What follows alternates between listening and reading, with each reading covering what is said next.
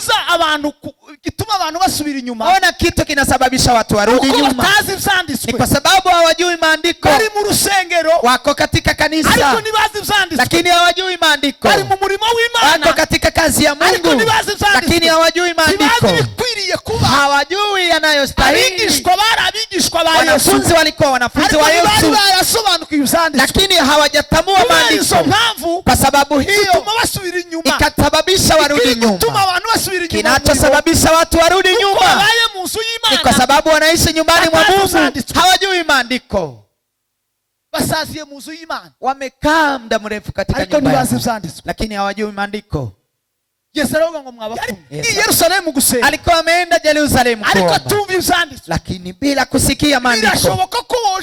Inawezekana unaweza kwenda maombi, unaweza ishi katika kanisa, lakini haujui maandiko. Unaweza ishi katika chumba cha maombi bila kujua maandiko. Unaweza kuwa katika orodha ya wana maombi, unaweza kuwa pastor, unaweza kuwa katika wainjilisti, unaweza kuwa katika madikoni, unaweza kuwa mwimbaji, unaweza kuwa mama, au unaishi kanisani, unafanya kazi, unatoa fungu la 10 na sadaka, lakini hujui maandiko. Hayo bituma, ndio inasababisha mtu ambaye mlikuwa na imani kwake anarudi nyuma, mnashangazwa naye. Kwa nini? Hajui maandiko. Hakuna kile kitamuimarisha. Niko bimeze. Ni hivyo ile. Abantu basubira inyuma. Watu wengi wanarudi nyuma. Imyaka igenda, vile miaka inaenda, niko abantu baba bagenda basubira inyuma. Hivyo watu wanaenda wakirudi nyuma bila kuendelea mbele. Abakristo nyine, bali Wakristo wa sasa bari gushira nk'isabune, wanaisha kama sabuni. Sabuni nizishiri ishiraho. Sabuni ndio inaisha ikiisha kabisa. Wakristo wameze. Hivyo ndivyo Wakristo wanaisha kugenda imbere bila kwenda mbele. Sivyo byakagombye kuba mu itorero. Si hayo yangekuwa katika kanisa, kuba mu itorero, bali yangekuwa kanisani. Biblia inasema tunatoka katika utukufu tukiingia utukufu mwingine, tunatoka katika nguvu tukiingia katika nguvu zingine, tunatoka kwa uimbaji tukiingia katika mambo mengine, tunatoka katika udikoni kuingia mambo mengine. Si kusema milele, kila mwaka ikija tunapanda. Hayo ndio yangestahili kuwa, lakini hayo yanakuwa kwa watu ambao wanajua maandiko, ambao wanajua maandiko vizuri. Hawatishwi na nyakati. Nyakati zikija wanakuta ameimarika katika maandiko. Nguvu zao zote zinasimamia kwa maandiko. Hayo yanawafariji, tibateshuke mu nzira, hawatoke katika nchi, bakagumia Yerusalemu, wanaendelea kukaa Yerusalemu, hawaendi Emmaus. Ikimenyetso ufite mu mutima wawe uzi, ishara ambayo unajua katika moyo wako, nuko ivyo watinyaga gukora mu gihe cyashize, ni kwamba yale ulikuwa unaogopa kufanya katika nyakati zilizoisha, lakini kwa sasa unafanya. Abo watinyaga kuicarana nabo, wale ulikuwa unaogopa kukaa nao mkiongea mambo mabaya, kwa sasa mnaongea nao. Abo watinya kugendana nabo, wale ulikuwa unaogopa kutembea nao kwa sababu ya tabia zao, lakini kwa sasa unatembea nao. Hakuna kitu kingine kilisababisha. Umerudi katika bahari, umerudi katika mambo yako. Garuka muri mugoro, rejea katika jioni ya leo. Mungu azirike kwako ili urudi katika kazi yako. Kuna mahali Mungu amekuitia, hapo ndipo Mungu anahitaji. Some ijambo ry'Imana, some neno la Mungu. Ubutumwa bwiza bwanditswe na Luka, Injili njema kama ilivyoandikwa na Luka, ibice 24 24 murongo wa 13 na mstari wake wa 13. Luka, ubutumwa mtakatifu Luka 24:13. 24:13. Utwa amagambo aravuga ngo Yesu yiyereka abigishwa babiri bari mu nzira ija i Damasiko, Emausi, nuko uwo munsi babiri muri bo bajyaga mu kirorero cyitwa Emausi. Kuva i Yerusalemu kugerayo ni nka stadiyo 30. 60. Yes. Nuko baganira ibyabaye byose. Bakiganira babazanya, Yesu arabegera ajyana nabo, ariko amaso yabo arabuzwa ngo batamumenya. Arababaza ati, muragenda mubazanya ibiki? Bahagarara bagaragaje umubabaro. Umwe muri bo witwaga Kiriyopa aramusubiza ati, mbese ni wowe wenyine mu bashitsi b'i Yerusalemu utazi ibyabaye muri iyi minsi? Aramubaza ati, ni ibiki? Bati, ibya Yesu w'i Nazareti, wari umuhanuzi ukomeye mu byo yakoraga n'ibyo yavugaga imbere y'Imana n'imbere y'abantu. Dusimbe ku murongo wa 27. Duhere ku mirongo 25. 25. Arababwira ati, mwabapfumwe, mitima yanyu itinze cyane kwizera ibyo abahanuzi bavuze byose. None se Kristo ntiyarakwiye kubabazwa atyo ngo abone kwinjira mu bwiza bwe? Atangira kuri Mose no ku bahanuzi bose, abasobanurira uzanditswe byose, ibyanditswe kuri we. Amen. Amen. Twongere dusome Yohana ubutumwa. Tusome tena Yohana Injili, igice cya 21, 21 murongo wa mbere, mstari wake wa kwanza. Hanyuma y'ibyo Yesu yongera kwiyereka abigishwa be ku nyanja ya Tiberiya.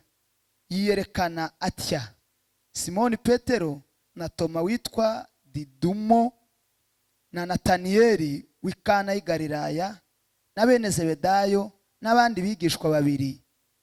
Arababwira ati, n'abandi bigishwa babiri bari kumwe. Nuko Simoni Petero arababwira ati, ngiye kuroba. Baramubwira bati, natwe turajyana nawe. Barahaguruka bikira mu bwato, ariko bakesha ijoro ari ntacyo bafashe. Umuseke umaze gutambika, Yesu ahagarara hakurya y'inyanja, ariko abigishwa ntibamumenya ko ari we. Yesu arababaza ati, yemwe bana banje, mufite icyo kurya? Baramusubiza bati, ntacyo. Arababwira ati, nimujugunye urushundura iburyo bw'ubwato murafata.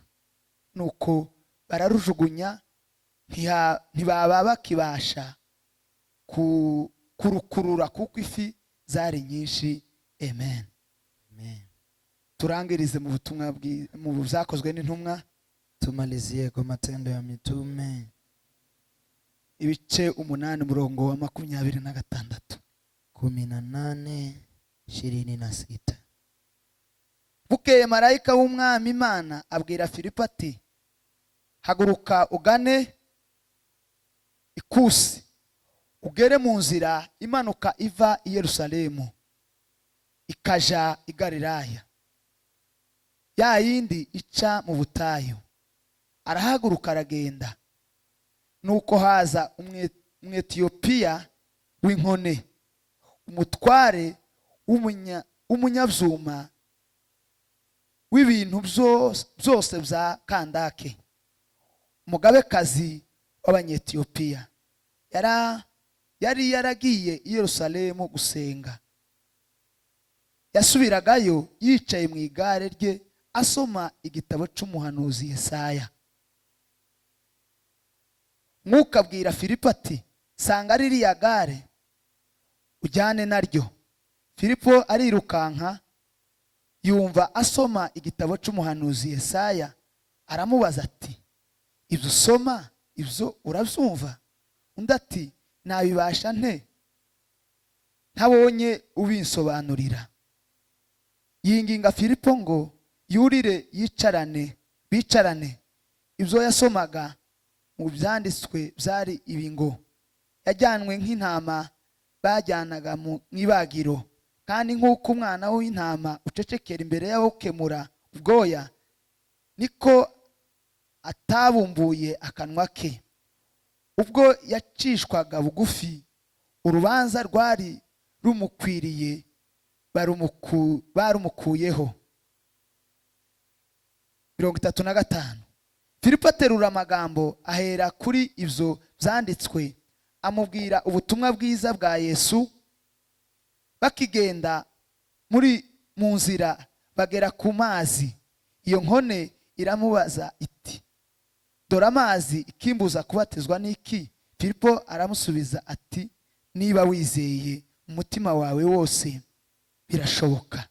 Nayo iti, nizeye Yesu Kristo ko ari umwami, ari umwana w'Imana. Amen. Amen. Bwana Yesu asifiwe. Amen. Somye ahantu harehare, Nimesoma maneno mengi, ariko ndavuga amagambo make, lakini nitazungumza kwa machache. Bwana Yesu asifiwe. Amen. Dusomye amakuru, Tumesoma habari ya Yesu Kristo amaze kuzuka, ya Yesu Kristo alipofufuka. Tugiye kuganira ijambo rivuga ngo, Nataka kuzungumza neno lisemalo, impamvu abantu babasubira inyuma ni iyihe? sababu gani watu wanarudi nyuma? Ni sababu gani? Impamvu ki abantu aho gukomeza kuja imbere mu by'Imana baba bivamo cyane. Kwa nini katika nyakati hizi watu kwa kutokuendelea na mambo ya Mungu bali wanatoka kwa mambo ya Mungu? Hazamo isengesho rivuga ngo, kukakuja ombi lisemalo, ryasenzwe na Manoa, na ombi hilo liliombwa na Manoa. Imana yiyeretse umugore wa Manoa ari mu murima. Mungu alijidhihirisha kwa mkewe wa Manoa alipokuwa shambani. Manoa n'umugore we bari yari ingumba. Umugore wa Manoa, bibi ya Manoa alikuwa ni tasa, nta mwana bagiraga, hawakukuwa na mtoto. Bari barasenze ngo Imana izabaho umwana, tibyakunda. Walikuwa wameomba, Mungu tupe mtoto, lakini haikuwezekana. Abisirayeli bamaze guta Imana, ilipokucha wana wa Israeli walichomwacha Mungu, Imana ibatanga maboko y'Abafilistia. Mungu akawatoa katika mikono ya Wafilistia. Abafilistia babatwara imyaka 40. Wafilistia wakaongoza miaka 40. Babatoteje cyane, walikuwa wanawatesa sana. Imana yibuka Abisirayeli, Mungu akawakumbuka wana wa Israeli, yibuka Manoa n'umugore we. Akamkumbuka Manoa pamoja na mkewe. Isanga umugore wa Manoa mu murima, Ikamkuta mke wa Manoa katika shamba, batari kumwe na Manoa, alikuwa peke yake bila Manoa.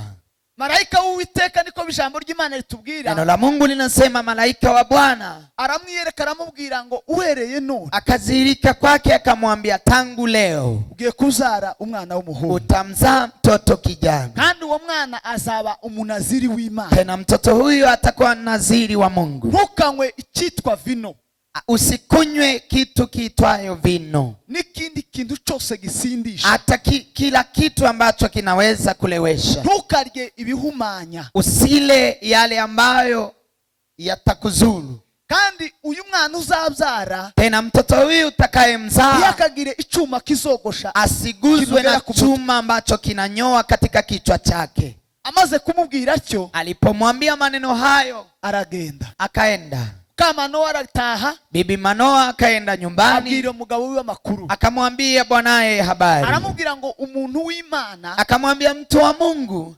yansanze mu murima, amenikuta shambani, ambwira ko tugiye kubyara umwana, akaniambia tutamzaa mtoto fulani, kandi umwana azaba umunaziri, tena mtoto huyu atakuwa mnaziri. Sinkarye ikintu cyose guhumanya, nisikule kitu chochote kitakachonizuru, vino n'ikindi kintu gisindisha, tena nisikunywe vino na kitu kingine ambacho kinaweza lewesha. Sinamenya aho avuye, lakini sijajua ametokea wapi, sinamubajije izina rye, sijamuuliza jina lake, kandi nawe ntaryo yambwiye, tena naye hajaniambia. Manoa arasenga, Manoa akaomba. Nakunze Manoa cyane, nimempenda Manoa sana. Bwana Yesu asifiwe. Haleluya. Hari igihe ushobora kubwibwa ibintu, kuna vile unaweza ambiwa mambo ukamubyemera ako kanya, na unayakubali kwa muda huo, ukabyemera kubera ko babikubwiye. Unayakubali tu kwa sababu wamekuambia. Impamvu benshi, ndio maana watu wengi, umuntu azaza akakubwira ububi bwa rugwiza, mtu anakuja anakuambia ubaya wa ndugu huyu, kama wemera ko kanya unakubali kwa sasa hivyo. rugwiza wari umufite neza mu mutima, ndugu yako alikuwa ni mtu mwema katika moyo wako, ariko uwo mwanya bamukubwiye, lakini katika muda huo walipokuambia unakubali ubaya wake utabanje gushishoza bila kuchunguza. Manoa yeye bari bamubwiye ibintu byiza, walikuwa wamemwambia maneno mazuri, kandi zo bari bamubwiye byari ukuri. Tena yale walikuwa wamemwambia ilikuwa ni ukweli. Umugore wiwe ingumba, mkewe alikuwa tasa, ariko ndiyabyemera, lakini hajakubali. Arabanza arasenga, akaomba kwanza. Ni bingahe baje bakubwira ukabyemera utabanje gusenga? Ni mambo mangapi wanakuambia na unayakubali bila kuomba? Timuhuye na Manoa. Wewe haulinganishi na Manoa.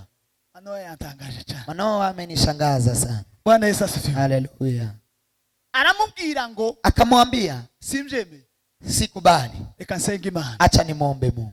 Arasenga, akaomba, abwira Uwiteka ngo, akamwambia Mwenyezi Mungu, Uwiteka Mana nyiringabo, ewe Mwenyezi Mungu Bwana wa majeshi, uwo mugaragu Uwiteka watwohereje, huyo mfanyakazi wa Mungu ambaye umetutumia, ndakwingize na kusii yongera tugarukeho, aje tena kwetu. Mwumve isengesho rya Manoa. Sikiza ombi la Manoa. Yongera tugarukeho, arejee tena kwetu, aza tubwire amakuru, aje atuambie habari y'uwo mwana uzavuka, ya mtoto huyu atakayezaliwa, uburyo tuzamugenzera, vile tutampeleka.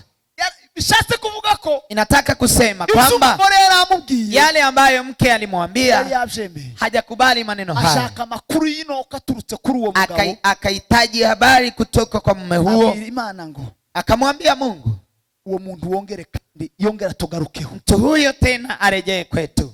Ibisengesho ryanje, likawa ombi langu, chaka ko tusenga muri uyu mugoroba, taka tuombe jioni ya leo, tubwire Imana ngo yongere kandi tugaruke, tumwambie Mungu arejee kwetu tena, yongere garuke ku itorero rye, arejee katika kanisa lake, yongere garuke mu mutima yake, arejee katika mioyo yetu, yongere garuke mu murimo wake, arejee katika kazi zetu, Imana yongere garuke mu mirimo, mu mibereho yacu, Mungu arejee katika maisha yetu. Imana yumva gusenga kwa Manoa, Mungu akaisikia maombi ya Manoa, kwa sababu Manoa alikuwa ameomba vizuri. Wa muntu w'Imana ngo yongera kugaruka, wa Mungu tena akarudi. Manoa ni nkaho yari umutawanyitse cyane. Manoa alikuwa anatawanyika sana. Ngo agaruke kandi, aliporejea tena asanga Manoa dahari, akamkuta Manoa hayupo tena, asanga umugore kandi ari mu murima, akamkuta tena mkewe ako shambani. Bwana Yesu asifiwe. Amen. Manoa ni nk'Abakristo muri kino gihe. Manoa ni kama Wakristo wa sasa, baratawanyitse, wametawanyika kabisa. Baza basenga gutya, wanaomba hivi, bagasaba Imana, wanamuomba Mungu, Imana itarabasubiza, Mungu bado kujibu, bakama batawanyika, anatawanyika, anaenda. Imana yaza kubasubiza, Mungu akija kuwajibu, igasanga batawanyika, anakuta wametawanyika. Niko Wakristo bameze hivyo, Wakristo walivyo. Bwana Yesu asifiwe. Amen. Nigeze gusoma gatabo kamwe n'ubu ndakagira, niliwahi soma kaitabu kamoja, kavuga hata sasa gusenga, inasema juu ya maombi. Uwo mugabo yaranditse aravuga ngo, mzee huyo aliandika akasema, Imana igira ibisubizo bitatu. Mungu ana majibu matatu. Igira igisubizo cha mbere yego, anajibu la kwanza ni yes, icya kabiri ikavuga ngo ya, la pili ni la, icya gatatu iravuga ngo tegereza, la tatu ni tegemea, tegereza, ngoja ama ngojea.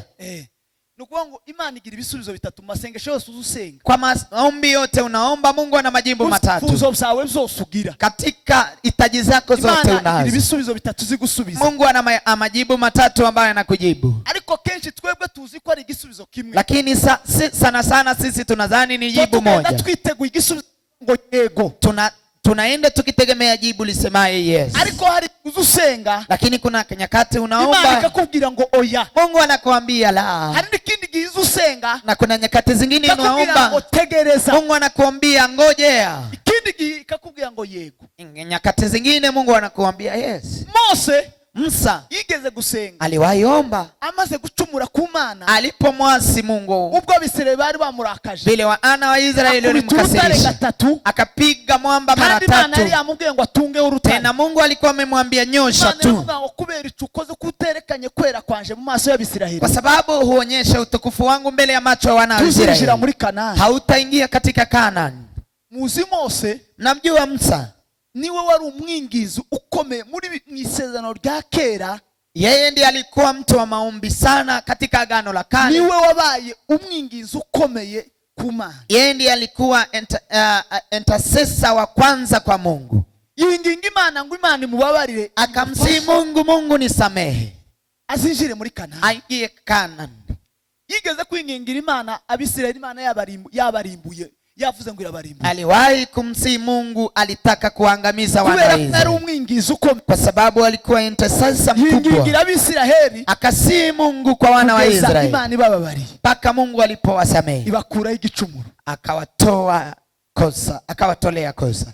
Imana Mose abwira Imana, Musa akamwambia Mungu, nimba wanze kubabarira, kama umekataa kuwasamehe, jewe nica mu cyimbo cyawe, mimi ni uwe kura mu gitabo cy'ubugingo, niondoe katika kitabu cha uhai. Imana namwe kubera ko usenze, kubera ko wangiriyeho umugisha. Mungu akamwambia, kwa sababu umepata baraka kwangu, ndababariye, nimewasamehe. Iramubwira ngo yego, akamwambia yes. Yemera icyo Mose akakubali kile ambacho Musa ameomba. Ariko icyo cya kabiri, lakini ombi la pili, Mose arasenga yinginga Imana cyane. Musa kaomba akamsihi Mungu sana, ngo imubabarire azagere muri Kanani. Akamwambia Mungu, nisamehe nifike Kanani. Usi Imana iramubwira ngo oya. Siku hiyo Mungu akamwambia la, dance, nakataa. Iramubwira ngo gasopo, akamwambia iryo sengesho ntusubire kurusenga, ombi hilo usiombe tena. Navuze ndi Imana tuzinjira muri Kanani. Nimesema kama Mungu hautaingia Kanani. Imana ihakanira Mose, Mungu akamkatalia Musa. Nimi Imana yarakaniye Mose, kama Mungu amemkatalia Musa, ikaguhakanira jewe na Peter,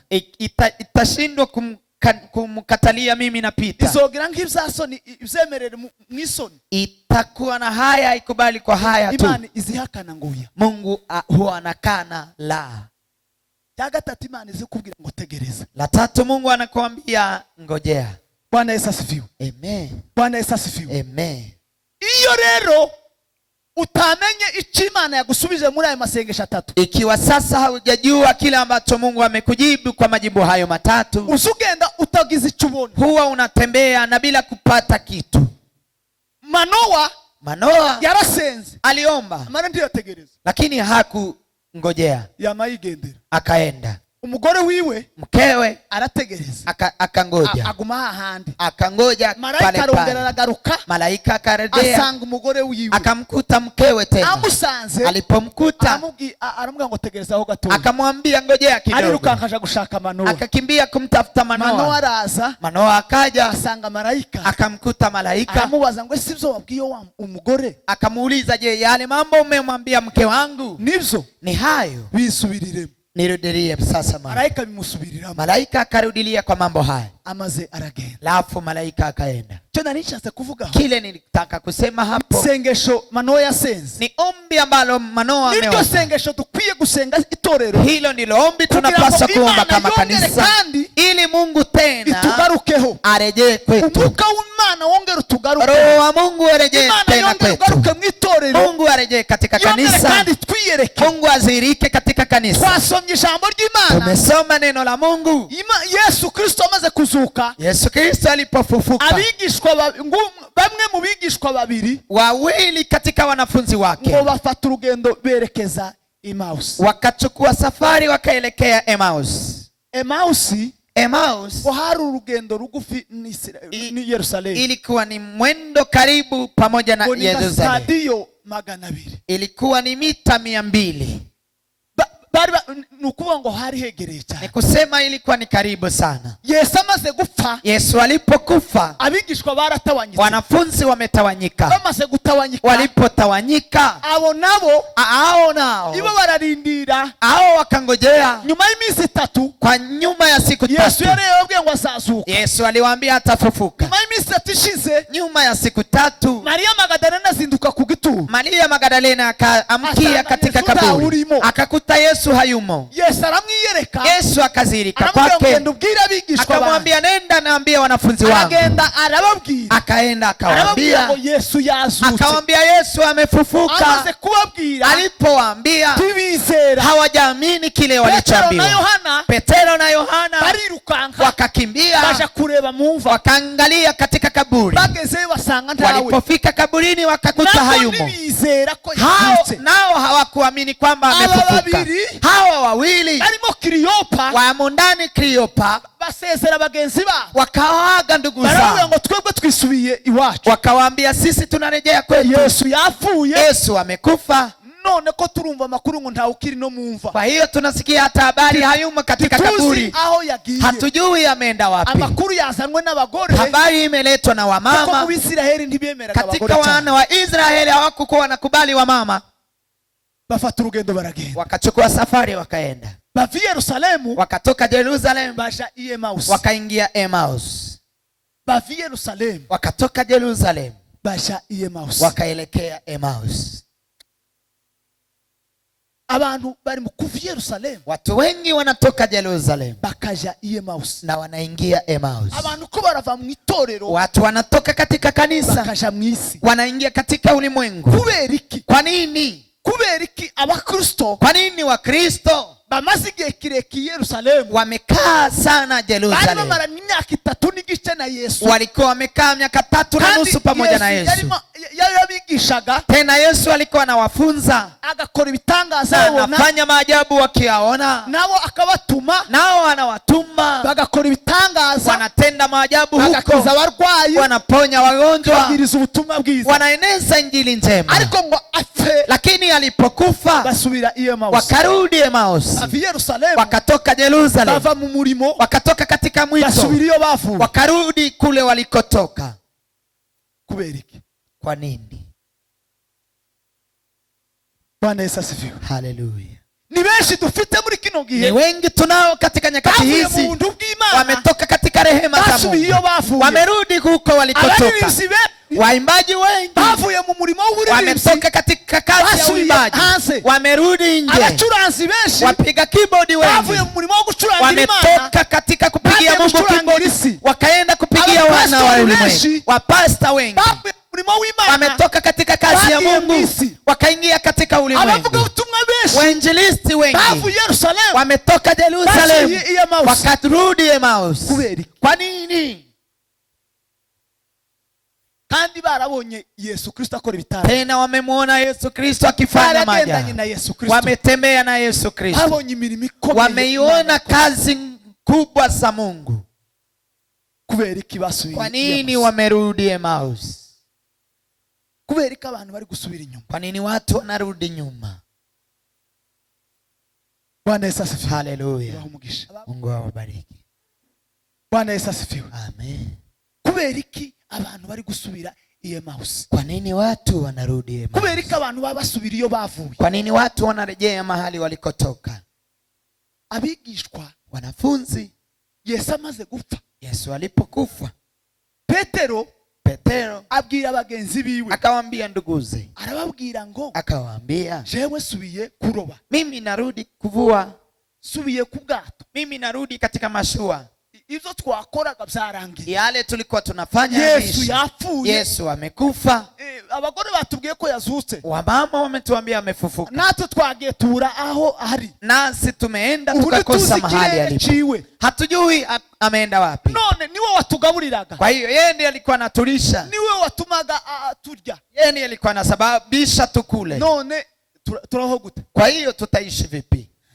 Turabaho gute? Tutaishi vipi? Subiye ku kato, narudi mashueni, ngiye kuroba, naenda kuvua. Abigishwa bari bari kumwe nawe, wanafunzi walikuwa pamoja naye. Biblia yabatondaguye ivuga amazina, siyo ngiye gusubiramo. Biblia imesema majina yao, lakini sitaki kusema haya. Baramubwira ngo natwe turajana nawe, wakamwambia nasi tutaenda pamoja nawe. Bahera ko baramanuka uwo mwanya, wakashuka muda huo, baja mu nyanja, wakaingia katika bahari, binjira mu nyanja, wakaingia baharini, batangira kuroba, wakaanza kuvua. Biblia yatubwiye ngo, Biblia imetuambia wakakesha usiku bila kupata kitu. Umuseke ngutambitse, asubuhi mapema Yesu arabiyereka, Yesu akajionyesha kwao, lakini wao ntibamenya uwabiyereka, hajajua ni nani ameziita kwao. Yesu akasimama ngambo, arababaza ngo akawauliza, bana banje mwe, enyi watoto haricho wangu, mwafashe? kuna kile mmeshika? Baramubwira ngo ntacyo twafashe. Wakamwambia hatujapata Arababwira kitu. ngo nimusubize iburyo urushundura. Akawaambia ongeza tena, rudisha nyayo zenu katika mkono wa kuume, murafata, mtashika. babikoze ngo bafata amafi menshi. Walipofanya wakashika samaki nyingi. Mukanya muda mchache tu, umwigishwa ngo Yesu yakundaga, mwanafunzi Yesu alikuwa amempenda, iwe aramumenya, yeye akamjua. Abwira Petero, Akamwambia Petero, ni Yesu. Akamwambia ni Yesu. Uriya ni Yesu. Huyo ni Yesu. Petero ngo akenyera umwitere we. Petero akafunga nguo yake kwa sababu alikuwa amevaa uchi. Yikira mu ruzi, akaingia katika bahari, asanga Yesu, akamkuta Yesu. Bageze hakurya, alipofika ngao, Yesu arababwira ngo, Yesu akawaambia, nimuze murye. njoo mle. Bararya, wakala. maze kurya, walipomaliza kula, aramubaza ngo ese Petero, akamuuliza, je Petero, urankunda kuruta ibi? Unanipenda kuliko haya? Urankunda kuruta aya mafi? Unanipenda kuliko samaki hizi? Petero aramubwira ngo ndagukunda. Petero akamwambia nakupenda. Aramubwira ngo ragira abana b'intama. Akamwambia chunga kondoo zangu. Arongera mubaza ijya gatatu. Akamuuliza mara ya tatu, urankunda? Unanipenda? Aramubwira ngo urabizi Imana kungukunda. Akamwambia unajua nakupenda. Aramubwira ngo uragira intama zanjye. Akamwambia chunga kondoo zangu. Bwana Yesu asifiwe. Haleluya. Kubera iki abantu bari gusubira mu bwato? Kwa nini watu wanarudi mashueni? Petero yarazi Yesu Kristo, alikuwa anamjua sana Yesu Kristo, alikuwa amemfunuliwa. Abandi bari bamuyobeye, kwa wakati wengine walikuwa wamemkosea. Yesu akauliza, wananiita nani? Abantu bajya bakwita Elia, watu wanakuita Elia, abandi Yeremia, abandi wa muhanuzi, wengine mnabii. Arabahindukira navuga ngo se mwebwe, akageuka kwao akauliza, je nyinyi mnaniita nani? Petero aramubwira ngo uri Kristo mwana wa Mungu. Petero akamwambia wewe ni Kristo mwana wa Mungu. Yesu aramubwira ngo si nyama n'amaraso. Yesu akamwambia si nyama na damu zinakufunulia hayo, lakini ni Baba wetu. Ariko amaze gupfa, lakini alipokufa Petero arahunga, asubira kuka. Petero akarudi katika bahari. Niwe wabonye Yesu ahindurirwa, yeye ndiye amemuona Yesu akibadilishiwa katika mlima. Na Mose akamuona Elia na Musa. Avuga magambo twavuza ngaha ngo yo kubaka ingando. Akasema maneno hayo ya kujenga maskani matatu. Yari yamubonye, alikuwa amemuona. Ariko nikicha Petero asubira. Lakini kwa nini Petero amerudi katika bahari? Akarudi kwa yale alikuwa ametokea. Yesu yamukuyemo. Akarudi kwa yale Yesu alimtoa ndani. Yesu alipomwita, alimwambia nitakufanya mvuvi wa watu. Alikuwa amemtoa kwa kuvua samaki, akamfanya kuwa mvuvi wa watu. Lakini Yesu alipokufa, Petero akakata tamaa, akarudi nyuma. Niko muri kino gihe abantu vivyo hivyo katika nyakati hizi watu walivyo. Benshi bari gusubira inyuma. Watu wengi wanarudi nyuma. Ko barasubira muzo bavuye. Wanarudi kwa yale walikuwa wametokea. Barasubira muzo Yesu yabakuye. Wanarudi kwa yale Yesu amewatoa ndani. Hari no n'inyigisho zivuga ko umuntu atawutakaza agakiza. Kuna mafundisho yanasema mtu hawezi poteza wokovu. Kama chintege nkeya cyaje mu Bakristo. Hiyo ni uongo wa udhaifu katika Wakristo. Birashoboka ko usubirayo ukabivamo. Inawezekana unaweza rudi nyuma na unatoka kabisa. Kwa yale Yesu amekutoa ndani unaweza rejea tena. Petero asubira kuka. Petero akarudi katika bahari. Ariko Yesu abagirira imbabazi. Lakini Yesu akawarehemu. Biblia yatuye ngo Yesu yongera ngo kwiyereka abigishwa be ku nyanja ya Tiberia. Yesu tena akazirika katika bahari ya Tiberia. Aho wowe waragiye hose, mahali popote umeenda, birashoboka ko Yesu yokugirira imbabazi. Inawezekana Yesu anaweza kurehemu, kandi kukwiyereka, anaweza jizirisha kwako tena. Bwana Yesu asifiwe. Haleluya. Babigishwa babiri, wanafunzi hao wawili bagisoka Yerusalemu, walipotoka tu Yerusalemu, ngo bakigenda, wakitembea perekeje Emmaus, wakielekea Emmaus, ngo Yesu arabiyereka. Yesu akazirika kwao. Ariko ngo amaso yabo, lakini macho yao ntiyamumenya. Hajamjua. Hajamjua ni nani. Ngo barimo bagenda baganira, walikuwa wanatembea wakizungumza abakuru ya Yesu Kristo, habari za Yesu Kristo. Wasubira inyuma, unaweza rudi nyuma. Kandi wao ugenda uvuga magambo ya Yesu Kristo. Tena ukitembea ukizungumza maneno ya Yesu. Wasubira muzo wavuyemo. Unaweza rejea kwa yale umetoka ndani. Unawezekana umerudi nyuma. Kandi ukivuga Yesu. Na tena unazungumza Yesu. Mu materaniro. Unakuja katika kongamano. Ukora umurimo ushinzwe gukora. Unafanya kazi ambazo unastahili kufanya. Unahubiri hapa jukwani. Inawezekana warasubiye inyuma, umerudi nyuma, ukivuga Yesu, lakini bado unazungumza Yesu. Walikuwa wamerudi Emausi, ariko bagenda bavuga Yesu, lakini wakatembea wakizungumza Yesu. Walikuwa wameumia sana n'ibyabaye na yale ambayo yametokea. Yesu arabiyereka, Yesu akazirika arabaza ngo se niki, akawauliza je, ni nini inasababisha mhuzunike? Batangaye cyane, wakasimama kwa kushangaa sana, tena wameumia. Baramubwira ngo se ni wewe mushitsi muri Israeli. Wakamuuliza, je, wewe ni mgeni katika Israeli? Ni wewe utazi ibyabaye? Wewe hujui mambo yametokea? Arabaza ngo se ni ibiki? Akawauliza, je, ni nini? Ni bya Yesu wa Nazareti. Ni mambo ya Yesu wa Nazareti. Yesu ni Yesu ni nini? Alikuwaje? Umuhanuzi ukomeye, alikuwa nabii mkubwa. Yavugaga, kwa yale alikuwa anazungumza, yakoraga, kwa yale alikuwa anatenda, yerekanaga imbaraga z'Imana, alikuwa anazirisha nguvu za Mungu mwenye nguvu. Baramugambanira, makuhani wakamwendea njama, baramwica, wakamuua. Bamaze kumwica, walipomuua, yari yaratubwiye ngo iminsi 3 nishira azazuka. Alikuwa ametuambia baada ya siku 3 atafufuka. Twari tuzi ko ari wo nguzacungura Israeli. Tena tulikuwa tunajua yeye ndiye atakomboa Israeli. None uyu munsi wayo wa 3. Kwa hiyo hii siku ni ya 3. Ariko hari amakuru yaje, lakini kwa na habari imekuja na wamama. Batubwiye ko yazutse. Wametuambia kwamba amefufuka. Ariko tubizi ndituzeme. Lakini hatuamini habari hizo. Ngo bagenda kuganira, wakaenda wakizungumza. Yesu arababwira ngo mwabapfumu. Yesu akamwambia, nyinyi wapumbavu. Dore ikintu kiri mu gutuma abantu basubira inyuma. Ona kitu ambacho kinasababisha watu warudi. Gituma baba basubiriye Emausi. Kitu kinasababisha watu warudi Emausi. Ni iki ngiki. Ni hichi. Ngiye kurangiza. Nataka kumaliza. Arababwira ngo mwabapfumu. Akamwambia, nyinyi wapumbavu. Niki gitumye mutinza kwizera? Ni nini inasababisha msiamini? Ese nimwemera ntimwari muzi ibyanditswe kuri Yesu? Je, hamjui yale aliyoandika kwa ajili ya Yesu? Kuanza wakati wa Musa, no mu bahanuzi bose, hata manabii wote. Timuzi ko yarakwiye kugenzerezwa cyo. Hamjui kwamba ingekuwa hivyo wasingira ubwiza bwe, ili apokee utukufu wake. Ngo atangirira kubigisha uherengugiye ibya Mose, akaanza kuwafunza mambo ya Musa, abasobanurira ibyanditswe, akawafafunulia maandiko n'ibyabahanuzi na yale ya manabii. Amaze kubibabwira zose, alipowaambia mambo hayo yote, haleluya, Bwana Yesu asifiwe, haleluya, amaze kubibabwira, alipowaambia mambo hayo yote, bagera aho bajaga, wakaingia katika mjini. Bageze, walipoingia katika mji, bwije, ilikuwa ni jioni. Baramubwira ngo rara, wakamwambia lala hapa, turare hano dore burije, tulale hapa, ona ni usiku huu. Yesu ngo yinjirana nabo mu nzu. Yesu akaingia nao katika nyumba, umugati, akachukua mkate, araushimira, atangira kuba, akashukuru, akaanza kuwapa. Atangiye kuba, alipoanza kuwapa mkate, bama bayishurirwa Yesu, wakafununuliwa Yesu, bama umenya, wakamjua. bamumenya, walipomjua Yesu ngaburira mu maso yao, Yesu akatoweka katika macho yao. Tuzamuri Imana icyubahiro. Tumpe Bwana utukufu. Haleluya. Dore ikintu kibuza abantu, gituma abantu basubira inyuma. Ona kitu kinasababisha watu warudi nyuma, ni kwa sababu hawajui maandiko. Bari mu rusengero, wako katika kanisa, ariko nibazi ibyanditswe, lakini hawajui maandiko. Bari mu murimo w'Imana, wako katika kazi ya Mungu, lakini hawajui maandiko. Hawajui yanayostahili.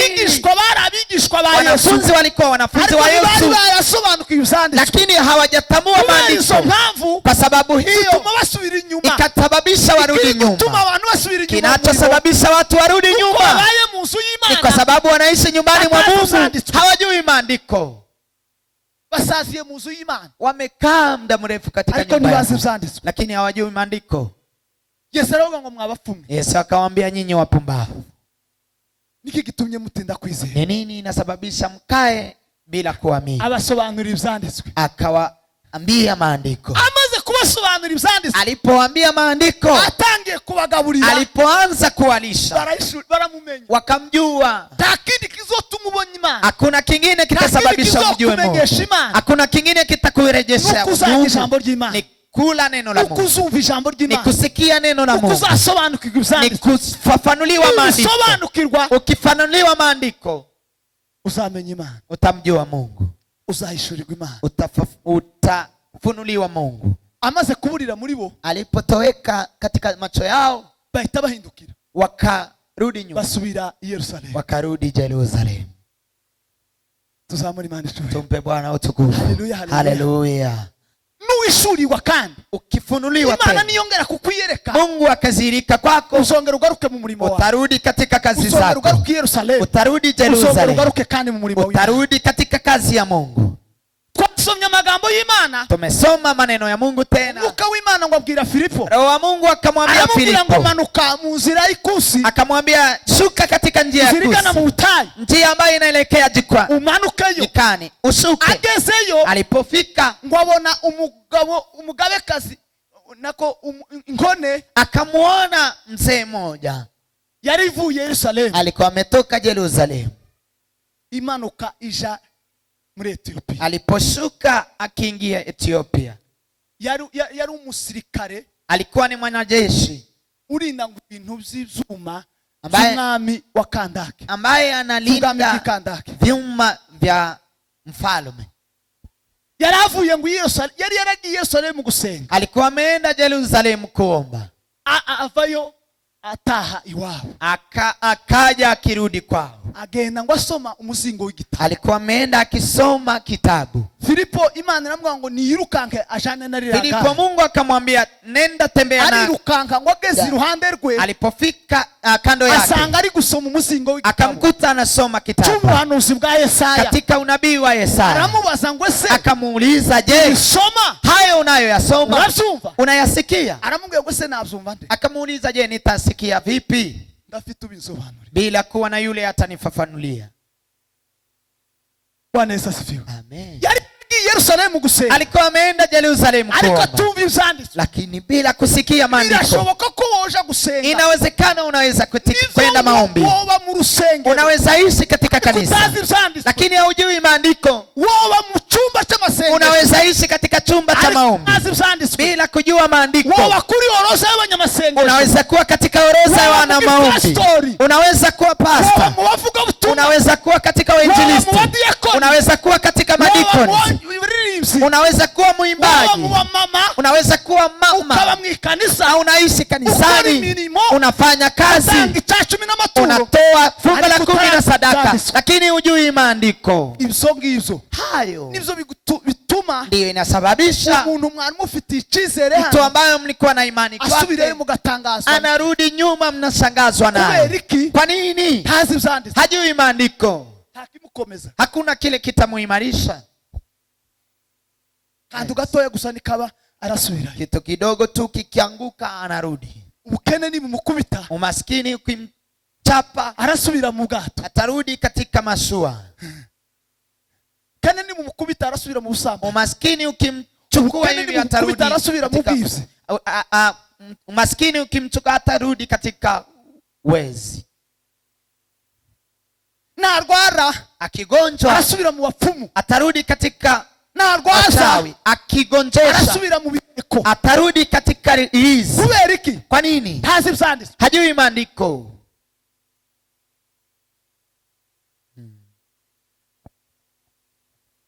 Abanyamasengesho benshi wana maombi wengi basubiye Emausi. Wamerudi Emausi. Abavuga ubutumwa benshi wainjilisti wengi basubiye Emausi. Wamerudi Emausi. Abanyempano benshi wenye karama wengi wamerudi Emausi. Bavuye Yerusalemu. Wametoka Jerusalemu kuomba. Wanasubira muri Ethiopia. Wanarudi Ethiopia. Wanasubira ko baravye Yerusalemu. Wanatoka Jerusalemu. Wanava mu nzu y'Imana. Wanatoka katika nyumba ya Mungu. Wanatoka katika mapenzi ya Mungu wanaingia nje. Kubera iki? Kwa nini? Hawajui maandiko. Hawasikizi maandiko. Iyo nkone to huyo alikuwa katika abwira Filipo aramubwira ngo simzu. Akamwambia Filipo mimi siyasikii. Filipo ngwahera kuri ibyo byanditswe by'umuhanuzi Yesaya. Akaanzia katika maandishi hayo ya nabii Isaya. Ngo arayimusobanurira byose. Akamwambia mambo hayo yote. Akamubwira ubutumwa bwiza. Akamwambia injili njema. Amaze kubwumva aliposikia injili bagera ku mazi. Wakafika katika mto. Aramubwira ngo ese amazi ubwo tuyagezeho. Akamwambia je tumefika katika maji. Sinobatizwa. Sinibatizwe basi. Filipo aramubwira ngo nimba wizeye. Filipo akamwambia kama unaamini na moyo wako unaweza kubatizwa. Aramubwira ngo nizeye Yesu Kristo kwa rumwa. Akamwambia na muamini Yesu Kristo kwamba ni mfalme. Aramumanura mubatiza. Akashuka naye akambatiza. Alipombatiza uwo mwanya muda huo mwuka w'Imana aterura Filipo. Roho wa Mungu akamchukua Filipo muri Azoto. Akamuingiza Azoto. Ya nkoni isigaraho. mtu huyo akabaki hapo, asigara anezerewe, akabaki na furaha, kubera ko kwa sababu yari yamenye ivyanditswe. alikuwa amejua maandiko. Bwana Yesu asifiwe. Haleluya, Bwana Yesu asifiwe. haleluya. Bakristo, Wakristo, mpamvu iri gusubiza abantu benshi inyuma, kinachosababisha watu wengi warudi nyuma, ntibazi ivyanditswe, hawajui maandiko. bari mu rusengero, Wanaishi kanisani, batuyemo imyaka myinshi, wamekaa miaka mingi, barabatijwe, wamebatizwa, ndetse bafite n'inshingano mu rusengero, hata wanajukumu katika ariko nyumba ya ntibazi Mungu, ivyanditswe. lakini hawajui maandiko. Niyo mpamvu benshi Ndiyo maana wengi bari gusubira inyuma. wanarudi nyuma. Ariko muri uyu mugoroba, Lakini jioni ya leo tugiye gusenga, tunataka kuomba, twinginga Imana, tumsihi Mungu aho boba bageze hose. mahali umefika popote. Yesu ntiyaretse kwiyereka abigishwa biwe, Yesu hajakataa kujielezesha kwa wanafunzi, mu bwato, ingalao walikuwa wameingia katika mashua, bagiye Emausi, ingalao walikuwa wameenda Emausi. Yesu yarabasanze, Yesu amewakuta, yarabiyeretse, amezirika kwao. bamaze kumumenya, Walipomjua baza kumenya ikindi bari batamenye, wakajua kile ambacho hawajajua, uziko wakasema unajua kwa kwamba mwanya twahuye nawe, muda huo tulikutana mitima naye, yacu yakeye, mioyo yetu imefurahi. uziko imitima yacu yishe. Najua mioyo yetu imefurahi. Nabwo babimenye yuko bamenye Yesu, Hata walijua hivyo kwa sababu walimjua Yesu. Bwana Yesu asifiwe. Amen. Iyo tumenye Yesu, Tukimjua Yesu, tuza tuva mu maganya, tunatoka katika tuza kuomboleza, tuva tunatoka katika huzuni, tuzura ibyishimo n'umunezero, tunajaa furaha kuko Yesu, kwa sababu Yesu ikimugize kile ambacho kinamunda n'ibyishimo ni n'umunezero. furaha. Tuzavomana ibyiza Tutachota mema ku musozi w'Uwiteka, katika mlima wa Mwenyezi ibyiza Mungu, by'Uwiteka, mema ya Mwenyezi Mungu. Isaya yigeze kubivuga, Isaya aliwahi aravuga kuyasema, ngo tuzavomana ibyishimo, akasema tutachota na furaha ku mariba y'agakiza, katika visima vya wokovu. nta handi Hakuna mahali kwingine kuvomana ibyishimo tunaweza chota na usije furaha ku mariba y'agakiza, isipokuwa katika kandi visima amariba vya furaha. y'agakiza Tena ni Yesu vitiko Kristo. vya ni Yesu Kristo. Yesu Kristo Yesu niwe Kristo soko y'ibyishimo yeye ndiye zacu, chemchemu ya niwe furaha yetu, munezero wacu. yeye ndiye furaha yetu. Iyo tumuhishuriwe, Tukifunuliwa iyo yeye, twiyeretse, akijidhihirisha kwetu, yatunezerwa, tunafurahi. tuza twishima. Hapo tunafurahi. Uyu mugoroba Jioni ya leo, menya neza ko jua kwamba vizuri Yesu nakwiyereka, Yesu akizirika kwako, uruzura ibyishimo n'umunezero. utajaa furaha. Bwana Yesu asifiwe. Amen. Bwana Yesu asifiwe. Amen. Mpamvu abantu baba basubira inyuma niyo, Sababu inasababisha watu warudi nyuma, abagore ni n'abagabo wazee na wamama basubiye ku bwato. wamerudi katika mashua. Nahoze mbitekereza, Nilifikiria hayo.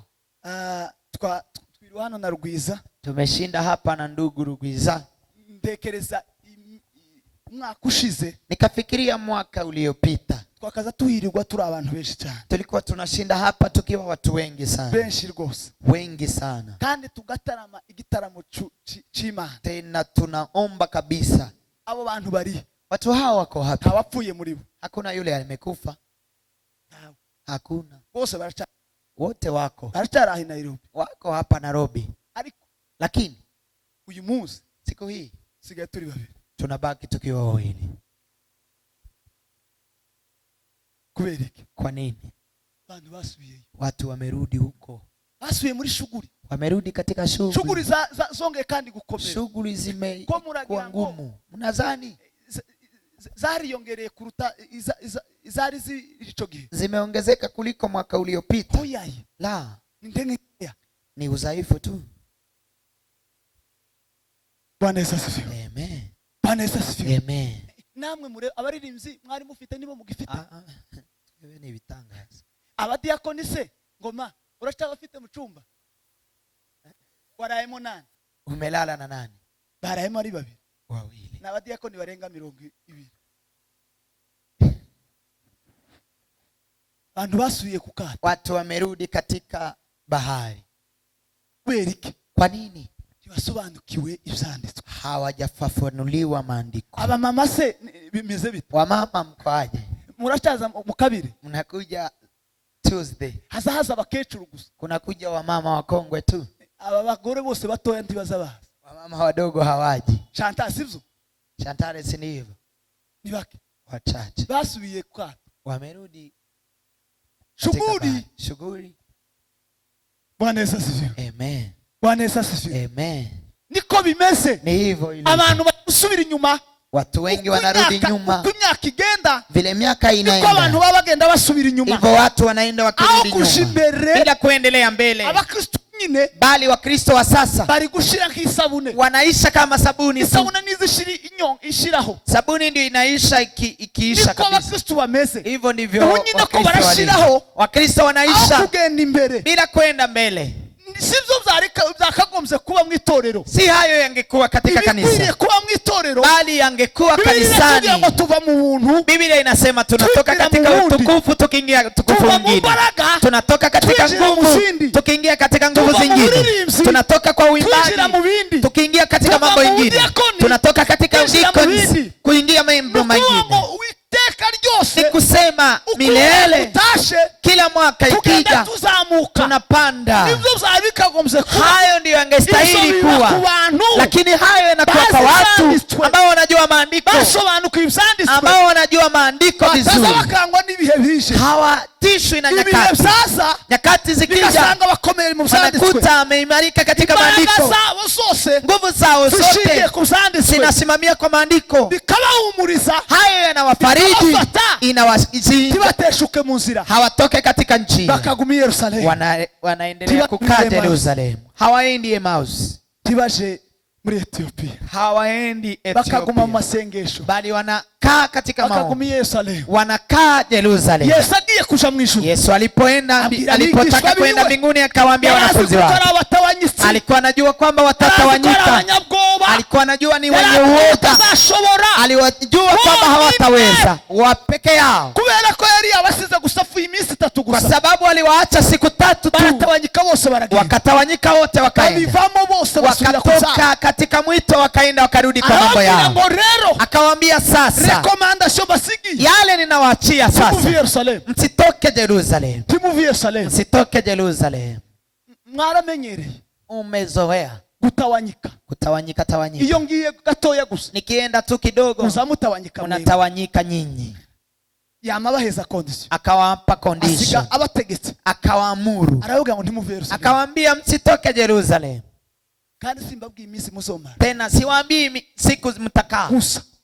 Sasa kugeza igihe umwuka wera azazira. Paka Roho wa Mungu ataraza. Bila kuja Roho. Timukavie Yerusalemu. Msitoke Yerusalemu. Bwana Yesu asifiwe. Haleluya. Bwana Yesu asifiwe. Haleluya. Mugende mutegereze Yerusalemu. Enda mningoje Yerusalemu. Kugeza igihe umwuka wera azazira. Paka Roho Mtakatifu atakaposhuka. Barategereza. Wakangoja. Kugeza umunsi Pentekoste. Mpaka siku Pentekoste ilifika. Buzura umwuka wera. Wakajazwa Roho Mtakatifu. Wakatoka sasa. Itorero. Kanisa. Tukeneye gutegereza umwuka wera. Tunahitaji kungoja Roho Mtakatifu hapa. Imana ko yongera twiyereke. Tunahitaji Mungu azihirike kwetu. Kugira ngo igarure bariya bose batawanyika. Ili irejeshe wale ambao wametawanyika. Basubiye mu byaha. Reje katika wale ambao wametoka kwa mambo yao. Ikimenyetso ufite mu mutima wawe uzi. Ishara ambayo unajua katika moyo wako. Nuko ibyo watinyaga gukora mu gihe cyashize. Ni kwamba yale ulikuwa unaogopa kufanya katika nyakati zilizoisha. Lakini kwa sasa unafanya. Abo watinyaga kwicarana nabo. Wale ulikuwa unaogopa kukaa nao. Mkiongea mambo mabaya. Kwa sasa mnaongea nao. Abo watinya kugendana nabo. Wale ulikuwa unaogopa kutembea nao kwa sababu ya tabia zao. Lakini kwa sasa unatembea nao. Hakuna kitu kingine kilisababisha. Umerudi katika bahari. Umerudi katika mambo yako. Garuka muri mugoro. Rejea katika jioni ya leo. Mungu azirike kwako ili urudi katika kazi yako.